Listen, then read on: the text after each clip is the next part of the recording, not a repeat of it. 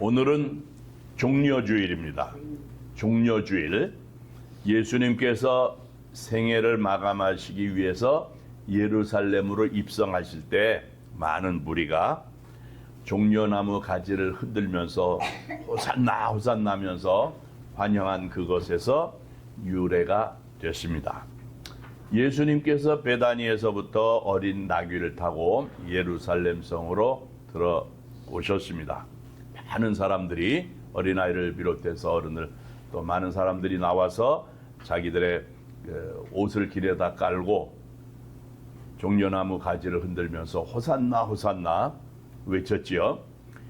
이것은 이제 전쟁에서 승리하고 돌아오는 왕을 영접하는 그러한 모습인 겁니다. 그런데 우리 주님 예수님께서는 바로 고난의 길로 들어서게 되십니다.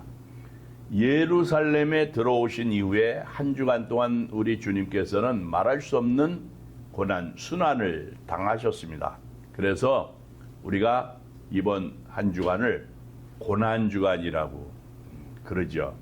그러다가 금요일에 십자가에 못 박히시고 물과 피를 다 쏟으시고 운명을 하셨습니다. 우리 주님의 생애 자체가 고난이었습니다. 그런데 이번 한 주간이 가장 어려운, 그 한 주간이 가장 힘들고 어려운 기간이었습니다. 그래서 주님께서 겟세마네 동산에서 하나님 앞에 간절히 기도를 하실 때 이 잔이 내게서 지나가게 해달라고 그렇게 기도를 하셨습니다. 이마에서 흐르는 땀방울이 핏방울이 되기까지 기도를 하셨어요. 그리고는 내 뜻대로 마옵시고 아버지의 뜻대로, 아버지의 원대로 하시옵소서, 그렇게 기도를 하셨습니다. 그런데 당시에 이 사람들은요, 너무도 주님을 모르고 있었어요. 군중들이 종려나무 가지를 흔들면서 호산나 호산나 다윗의 자손이여 하면서 외쳤지만, 그들이 열광적으로 환영하고 외쳤지만 그들은 주님의 참된 뜻을 몰랐어요. 자, 군중들은 그렇다 쳐요. 3년 동안이나 주님을 따라다니면서 가장 가까이에서 주님을 보았던 그 제자들조차도 전혀 모르고 있었다고요. 정말 답답하고 안타까운 일이죠. 어찌 보면 비극이라고 할 수 있어요. 그런데 그 당시 그 사람들의 그 모습, 그것이 오늘 이 시대를 살아가고 있는 우리들에게 너무나도 귀한 교훈을 주고 있다는 거죠. 우리가 주님을 믿고 주님의 제자로 살겠습니다 하면서 주님을 믿고 따라가지만 사실은 제대로 주님을 알아야 된다라고 하는 거죠. 주님의 마음을 헤아릴 수 있어야 되는 거예요. 오늘 본문 말씀을 보게 되면 정말 답답하리만큼 주님을 알지 못하는 그 제자들, 그런데 그 제자들을 향해서 우리 주님께서 그들을 깨우치려고 하시는 가르침, 그것을 보여주고 있어요. 바로 오늘 이 말씀을 통해서 우리가 주님의 마음을 헤아릴 수 있습니다. 첫 번째는 뭔가 하면 주님이 돌아가시겠다는 거예요. 떠나신다는 거죠. 오늘 본문의 시작은 바로 앞에 나오는 최후의 만찬부터 출발을 합니다. 주님께서 제자들과 함께 마가의 다락방에서 성만찬을 집례하셨다고요. 성만찬, 이것은 우리 주님의 죽으심을 상징하는 거죠. 주님의 찢기신 살, 흘리신 피를 기념하는 거라고요. 그런데 이러한 엄숙한 일이 진행되고 있음에도 불구하고 제자들은 그 참뜻을 몰랐습니다. 주님께서 죽으시겠다고 하신 말씀, 그 말씀이 사실은 이번이 처음이 아니거든요. 주님이 떠난다고 하는 거, 죽으시겠다고 하는 거 처음으로 하신 말씀이 아니에요. 가이사랴 빌립보에서 이미 주님께서 죽으신다고 하는 것, 죽음을 언급을 하셨단 말이에요. 사람들이 나를 누구라고 하느냐, 주님을 누구라고 하느냐라고 하는 질문에 베드로가 대답을 하잖아요. 주는 그리스도시요 살아계신 하나님의 아들입니다. 이렇게 고백을 해요. 그러니까 주님께서 베드로를 칭찬하셨다고요. 그리고는 이어서 그때 비로소 죽으실 것을 말씀을 하셨다고요. 그러자 베드로가 그러한 주님을 말립니다. 그때 주님께서 베드로를 향해서 뭐라고 말씀을 하시는가 하면 사탄아 내 뒤로 물러가라. 그렇게 말씀을 하셨어요. 자 보세요. 베드로가 주님에 대한 우리 주님 예수님께 대한 신앙 잘 고백했죠. 주는 그리스도시요 살아계신 하나님의 아들입니다. 그런데 사실은 주님을 제대로 알지 못했다고요. 왜 주님이 오셨는지 몰랐어요. 주님께서 예루살렘으로 가시는 그 중요한 이유를 알지 못했다고요. 베드로는 주님이 죽으시는 것이 아니라 권세를 잡으러 가시는 것으로 알았다고요. 고난이 아니라 영광을 얻을 것이라고 하는 그러한 생각을 했다고요. 베드로는 주님의 죽으심 상상하지 못했어요. 다른 제자들 다 마찬가지예요. 그들이 그렇게 어리석었다는 거예요. 오늘 본문 말씀을 보면 그들의 어리석음이 아주 절정을 이루는 것을 보게 돼요. 자, 본문의 시작을 보게 되면 주님께서 성만찬을 하시면서 가룟 유다의 배반을 말씀을 하시죠. 그런 배반을 말씀하시니까 제자들이 술렁이는 거예요. 그러면서 누가 배신할 것인가 생각을 하면서 서로를 쳐다보는 거예요.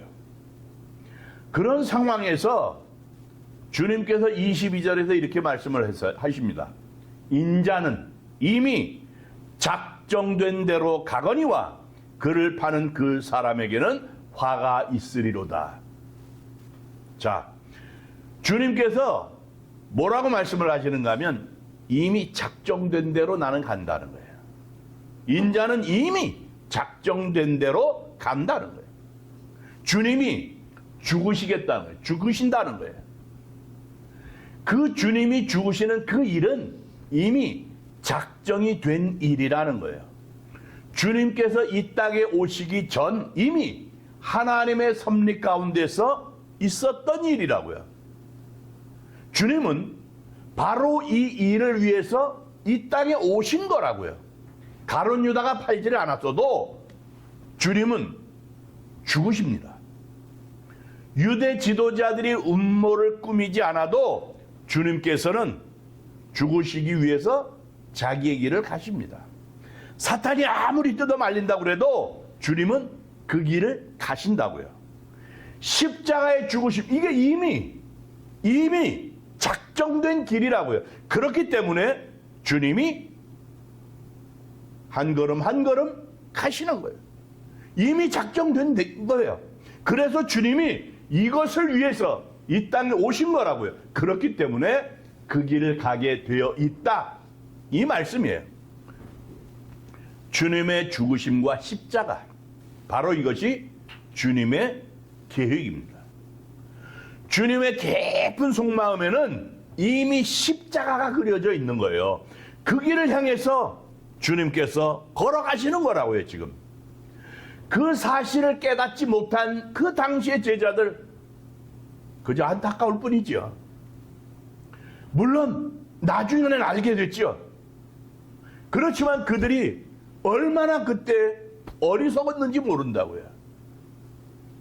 자, 우리는 지금 이제 주님의 뜻을 알게 됐잖아요.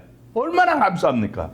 주님께서 왜 십자가를 지셨는지 알게 됐다고요. 우리 주님께서 바로 나의 죄를 위해서 십자가를 지신 거예요. 내 죄를 대신 담당하신 거예요. 내가 받아야 될 그 고난을 대신 받으셨다고요. 내가 지고 가야 할 그 십자가를 대신 지셨고 내가 죽어야 할 그 죽음을 대신 죽으셨단 말이에요. 자, 주님이 한 알에 미리 땅에 떨어져 죽지 아니하면 한 알 그대로 있고 죽으면 많은 열매를 맺느니라. 그래서 주님이 십자가에 달리신 거예요. 그걸 알고 바울이 로마서 5장 8절에서 우리가 아직 죄인 됐을 때 그리스도께서 우리를 위하여 죽으셨다. 그 죽으심으로 인해서 하나님께서 우리에 대한 그 사랑을, 하나님께서 우리를 얼마나 사랑하시는지 그 하나님의 사랑을 확증하셨다는 거예요. 이것이 바로 주님의 마음이고 성경의 가르침이라고요. 바로 우리가 이걸 알아야 돼요. 주님의 마음을 헤아려야 된다는 거예요. 주님은 우리를 위해서, 나를 위해서 골고다로 가신 거예요. 나를 위해 고난을 당하셨고 십자가를 지셨다고요. 그의 찔림은 우리의 허물과 죄 때문이에요. 그가 징계를 받음으로 인해서 우리가 평화를 누리게 됐고요. 그가 채찍에 맞음으로 인해서 우리가 나음을 얻었어요. 바로 이것이 주님의 사랑이고 하나님의 사랑이고 우리 기독교의 복음이라고요. 이것을 위해서 주님이 오신 거고 십자가를 짊어지신 거예요.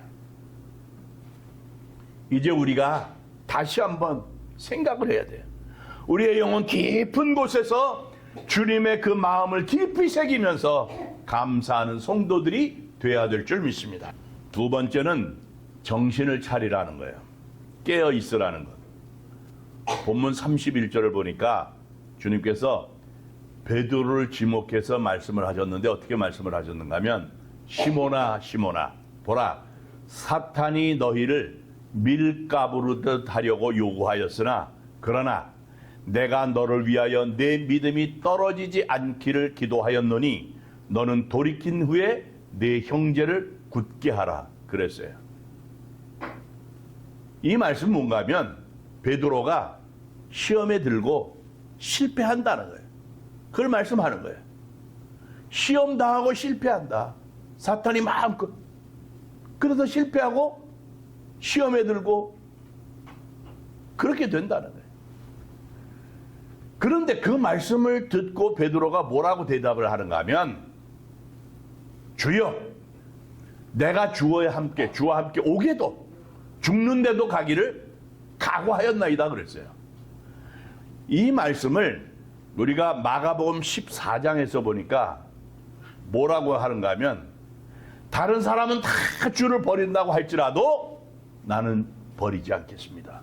호언장담한 거예요. 주님이 가르쳐 주셨어요. 시험에 들고 실패할 거라고 하는 그 말씀을 하시는 거잖아요. 그런데 자만한 거예요. 주님이 지적을 해주시는데도 깨닫지 못하는 거예요. 그래서 다 주를 버려도 나는 절대 주님을 버리지 않습니다. 주님이 오게 가시면 나도 오게 가겠고요. 오게도 가고요. 죽는 데까지도 나도 갈 각오가 되어 있습니다.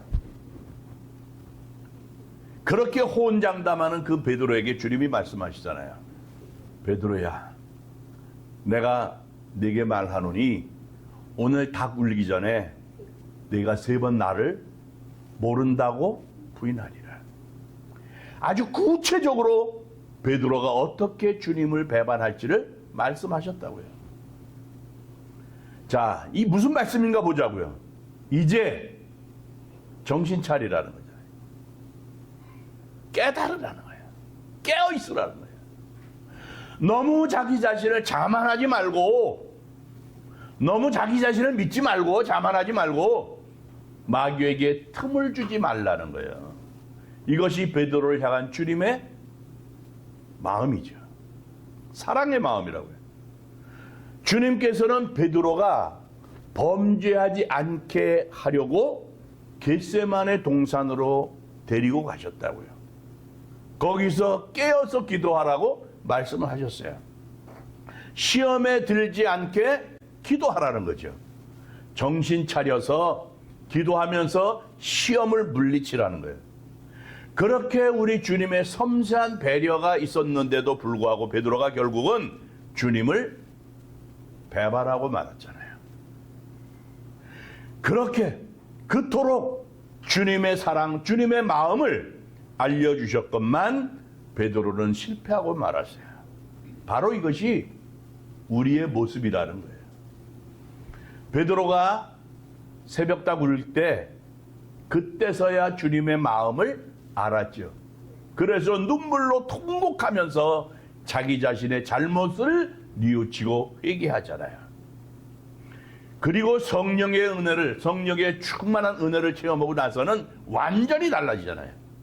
이제부터는 정신을 차리겠다는 거죠. 완전히 다짐하는 거죠. 주님의 뜻을 진정으로 헤아리겠다는 거죠. 그래서 베드로가 어떻게 말했는가 하면 베드로전서 4장 7절에서 만물의 마지막이 가까이 왔으니 그러므로 너희는 정신을 차리고 근실하여 기도하라고 그랬어요. 그리고 베드로전서 5장 8절에서는 근실하라, 깨어라.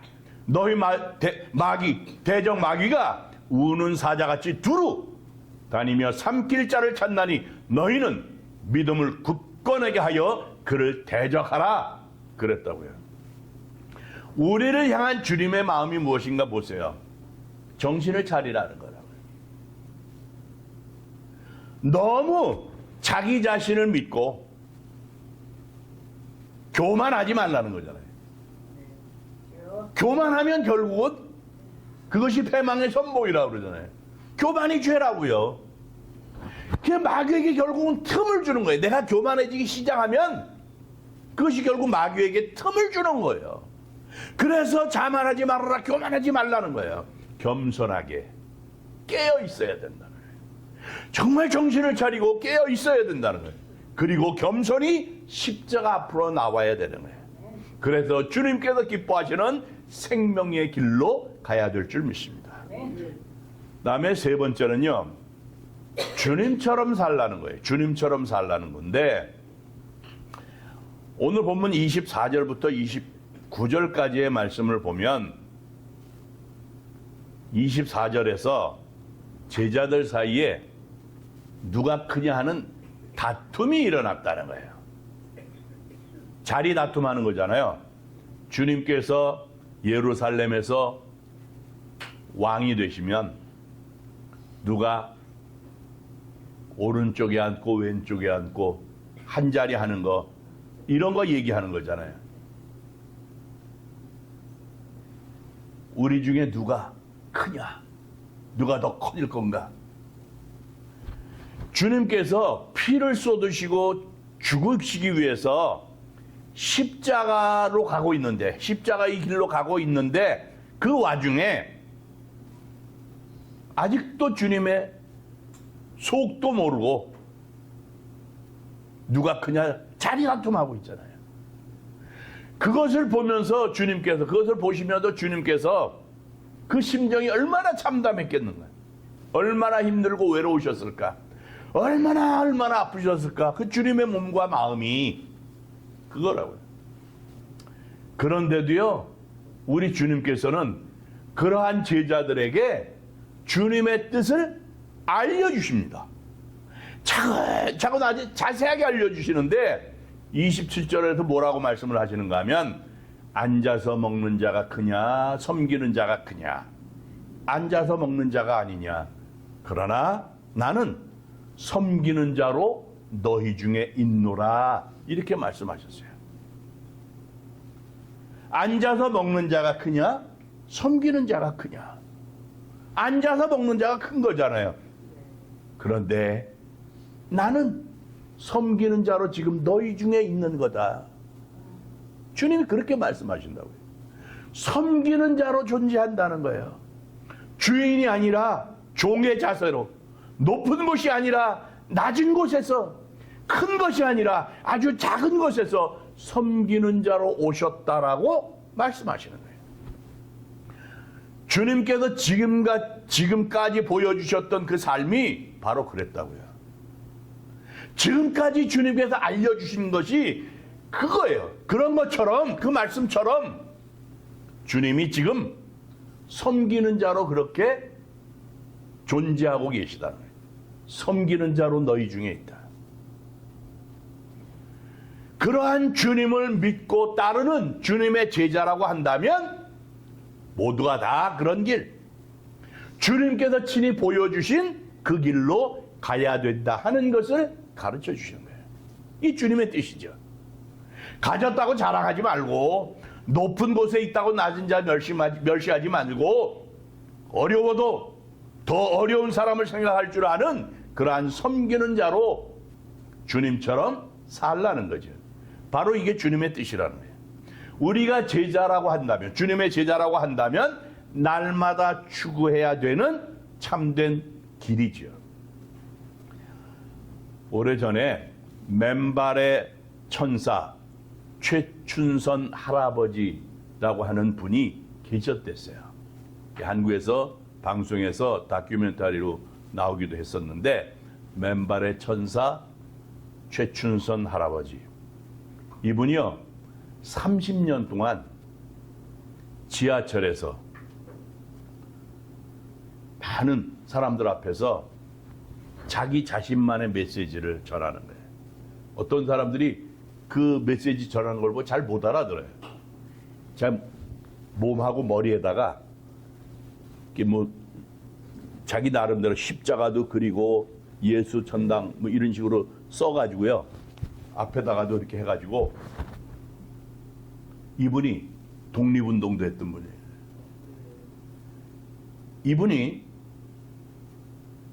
전철이라든가 전철역 이런 데서 미스터 코리아 안중근, 미스 코리아 유관선 이러면서 성경하고 같이 얘기하면서 전도를 하는 거예요. 언제나 맨발로 하는 거예요.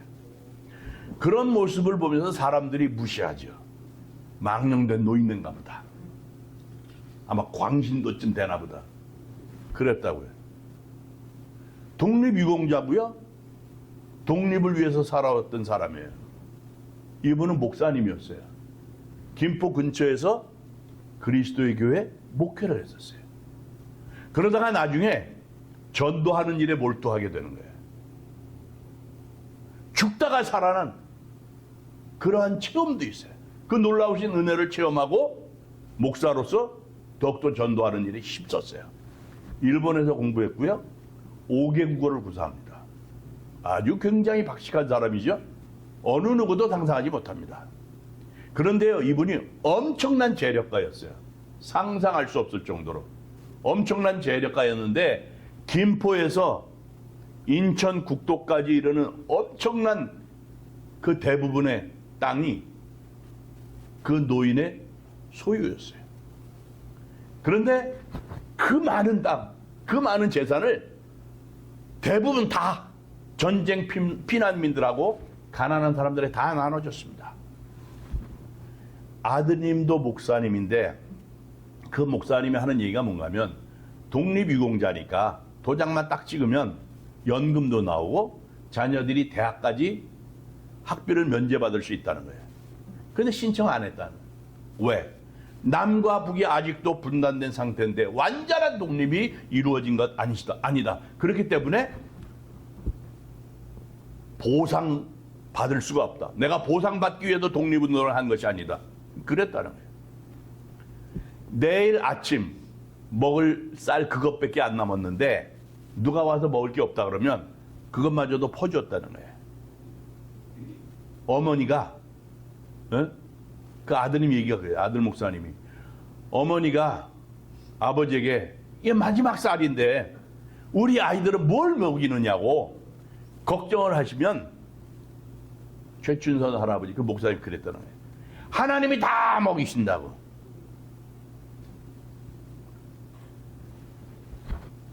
땅이 많았잖아요.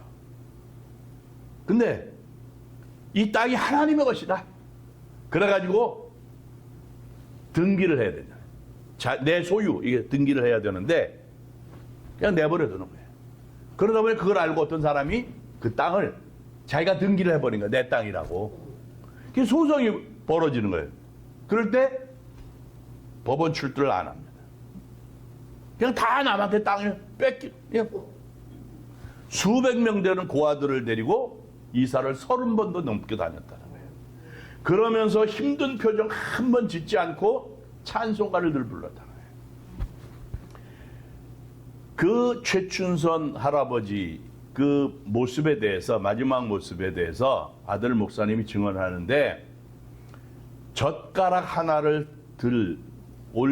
손으로 올릴 힘조차 없다고 하시면서도 그날 나는 전도해야 된다고 나가셨어요.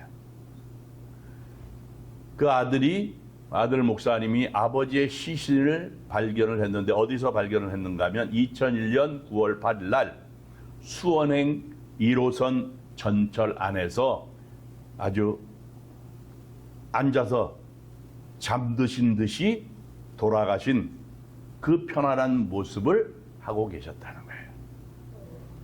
주님의 말씀처럼 살다 간 사람이에요. 나는 섬기는 자로 너희 중에 있다라고 하시는 그 주님을 본받아 살았던 분이에요. 이것이 어떻게 보면 당연한 거지요. 사실은 특별한 것이 아니다 이야기를 할 수 있어요. 그런데 특별하게 보이는 이유가 어디 있는가 하면, 주님이 그렇게 사셨고 앞서간 믿음의 선진들이 걸어갔던 삶이요 길인데, 그것이 사람들에게 감동을 주고 도전을 준단 말이에요. 그 이유가 어디 있느냐 이게 특별해 보이는 이유가 도대체 어디 있느냐. 지금 시대가 그러질 못해서 그런 거예요. 우리가 살고 있는 이 시대가 그러질 못하잖아요. 물질 만능주의잖아요. 개인주의, 만모니즘, 황금 만능주의. 물질이 최고라고요. 돈이 최고란 말이에요. 그것이 교회 밖만 그런 것이 아니라 교회에서도 그렇단 말이에요. 감사하지 못하고 살아간다고요. 또 더 가지려고 그러죠. 더 가지려고. 자기밖에 몰라요. 주님을 믿고 경건하게 살아가는, 경건을 추구하는 사람을 신앙인 이렇게 얘기를 해요. 주님의 참된 진리와 도를 따르는 사람을 구도자 이렇게 부르고요. 세상의 미래를 두는 것이 아니라 천국의 소망을 두면서 미래를 향해서 나아가는 사람을 순례자라고 부릅니다. 이 땅에 작은 예수처럼 주님의 삶을 본받는 그러한 사람을 일컬어서 그리스도인이라 그러는 거예요. 그런데 이 시대를 보자고요. 신앙인, 구도자, 순례자 찾기가 힘들잖아요. 진정한 그리스도인, 크리스천의 모습을 찾기가 힘든 세상이 되고 말았다는 거예요. 사랑하는 성도 여러분, 우리가 오늘 종려주일이고 이 한 주간 고난주간을 보내면서 우리의 신앙을 다시 한번 다져보시기를 바랍니다. 주님의 뜻을 헤아리고 주님의 생각을 다시 한번 깨달으시기를 바랍니다. 그리고 주님을 닮아가는 그러한 삶을 살아가는데 주님의 뒤를 정말 참되게 따라가는 그리스도인으로서 승리하시기를 주님의 이름으로 축원합니다.